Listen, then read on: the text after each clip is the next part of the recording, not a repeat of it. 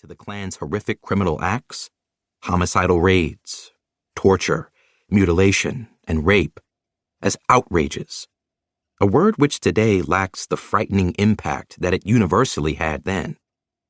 Some other terms may also be disturbing. Certain words that are rightly repellent today were not only commonplace, but ubiquitous then. And not only in the former Confederate South. Southerners and Northerners alike casually used crude racial slurs in published writing, court testimony, newspapers, and ordinary speech. I believe that in order to fully understand the thinking and actions of Americans of a century and a half ago, we must hear them as they spoke and wrote, whether on the floor of Congress, on street corners, or in the dusty and, for Black Americans, extremely dangerous hamlets of the South. The most polite term for Black Americans in the Reconstruction era was colored, the norm for virtually all Blacks and their white allies. Negro was also widely used and regarded as respectful and inoffensive. Black was somewhat less common and often, but not always, carried a slightly disdainful connotation. Today, we know the organization that lies at the center of this story as the Ku Klux Klan, or simply the Klan. Americans of the 1860s and 1870s wrote of it in a myriad ways. For example, Ku Klux, Ku Klux, Kluxers, Ku Klux, and other variants. Except where I am quoting contemporary writers and speakers, I have generally hewed, for simplicity's sake, to present-day usage.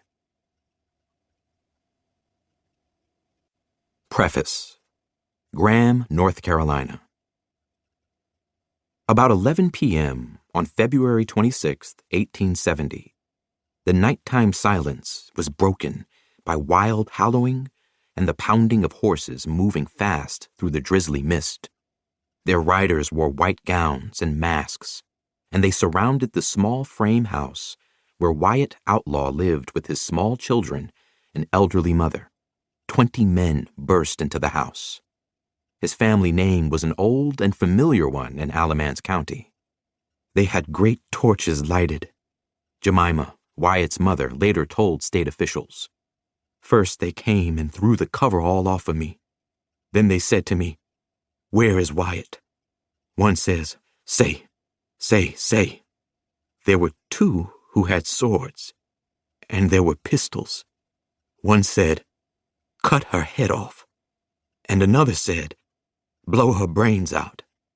They went out of that room, and as they passed, one says to the other, "Let us set the house afire." And as they went around to the room, and I heard the little child cry, that is the baby, "Oh, Daddy, oh, Daddy," I ran and opened the door, and they were all around him, all around my son. He was putting on his pants, and I run back and got a stick and laid away as hard as I could. They jumped on me, they did, 3 of them, and stamped me, and I arose 3 times, and they knocked me down. After they stamped, they said, "God damn you, you strike a white man."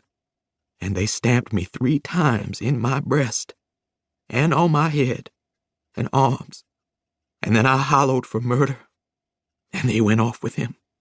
They hollowed like geese, and they went hard as thunder riding.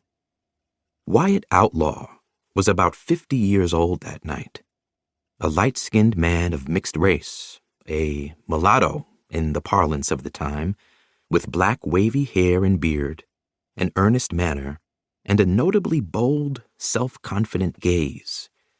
He had escaped slavery in 1864, made his way to Union lines and enlisted in the cavalry, and served with it through the end of the Civil War and for a while after.